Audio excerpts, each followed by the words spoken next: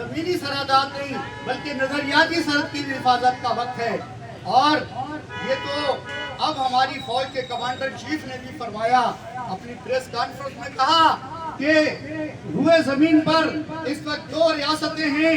جو اسلام کے نام پر وجود میں آئی۔ پہلی ریاست تو مدینہ ہے جس کو اللہ کے نبی نے اسلامی ریاست بنا کر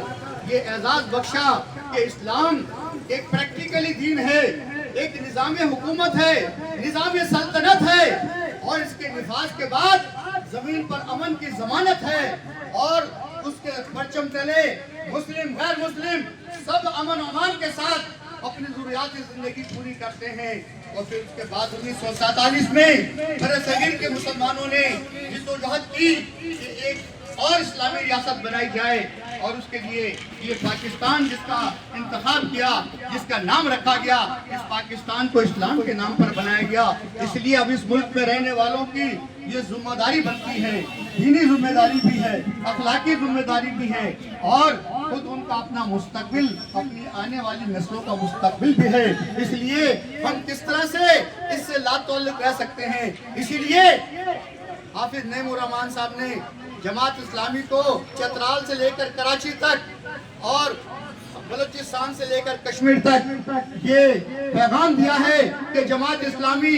شہر شہر، گلی گلی، کریا کریا، جہاں جہاں جماعت اسلامی کا وجود ہے وہ پاکستان کا سبز لالی پرچم اور جماعت اسلامی کے کلمے والے پرچم کو لے کر قوم کو بھی اپنے ساتھ ملائے، اپنی پاک فوج کو بھی یقین دہانی کرائے کہ آپ اس مارکے میں تنہا نہیں ہیں، پوری قوم آپ کی پشت پر ہے۔ ہمت کریں، جرأت کریں، اور یہ بتوں کو پوجنے والے، یہ گائے کا پیشاب پینے والے، یہ ان سے کیسے لڑ سکتے ہیں جن کی رگوں میں محمد عربی صلی اللہ علیہ وسلم کی محبت اور عقیدت کا خون دوڑ رہا ہے، جن کی رگوں میں یہ بے چینی اور بیتابی ہے کہ وہ ہلکا یاراں تو بریشم کی طرح نرم، رزم حق و باطل ہو تو فولاد ہے مومن۔ یہ تو مومنوں کا ملک ہے، یہ تو منتظر تھے کہ کب بھارت اس بات کا موقع دے کہ ہم اپنی یہ زندگی جو اللہ کی امانت ہے، یہ اسلام کے لیے اللہ نے ہمیں دی ہے، ہم اس کو میدان عمل میں جا کر بھارت کو بتائیں، دنیا کو بتائیں کہ پاکستان اگر اس ملک کو اسلام کے نام پر بنا سکتا ہے تو اس کے تحفظ کے لیے اپنا سب کچھ قربان بھی کر سکتا ہے، اور ہمیں امید ہے کہ اللہ تعالیٰ ہماری نصرت فرمائیں گے۔ اس ایک حلے میں بھارت کو پتا چل گیا کہ اس نے کیا خواب دیکھا تھا، جس طرح 65 میں خواب دیکھا، 71 میں دیکھا، اور یہ بھی اس کی ایک بھول تھی کہ ہمارے پاس رافیل ہے، ہمارے پاس ڈرون ہے۔ بے شک تمہارے پاس سب کچھ ہے، لیکن ہمارے پاس اللہ ہے، اس کا رسول ہے،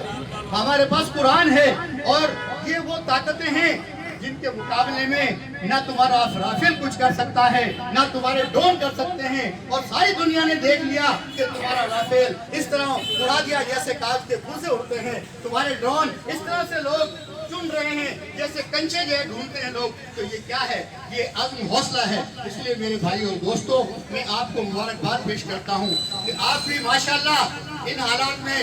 یقیناً پوری طرح بیدار ہیں، پوری طرح عزم اور ہمت سے پوری طرح لیس ہیں اور تیار ہیں کہ انشاءاللہ اس ملک کی دفاع اور سرحدوں کی حفاظت کے لیے، نظریاتی سرحدوں کی حفاظت کے لیے، اس ملک میں کلمے کے نظام کو لانے کے لیے ہمیں اپنا سب کچھ قربان کرنا پڑا تو یہ ہمارا اعزاز ہوگا، یہ ہمارے لیے آخرت نجات کا ذریعہ ہوگا۔ اس لیے میں آپ تمام دوستوں کو اس موقع پر مبارکباد دیتا ہوں کہ آپ ماشاءاللہ آپ کے چہروں پر ایک بشاشیت ہے، ایک خوشی کی لہر ہے کہ آپ کو کوئی افسوس، کوئی غم نہیں ہے کہ بھارت جنگ کی دھمکی دے رہا ہے۔ البتہ وہ دھمکی دینے والے، وہ جنگ کی بات کرنے والے، ان کے پجامے گیلے ہو رہے ہیں، ان کی بس کی بات نہیں ہے۔ وہ قیادہ جنگ کھیڑتی ہوگی زنانی آدھی، تو حقیقت ہے یہ جنگ ان نامردوں کا کام نہیں ہے، جنگ تو ان کا کام ہے جو جذبہ شہادت سے سرشار ہوں اور جو آخرت میں جنت کے طلبگار ہوں۔ میں ایک مرتبہ پھر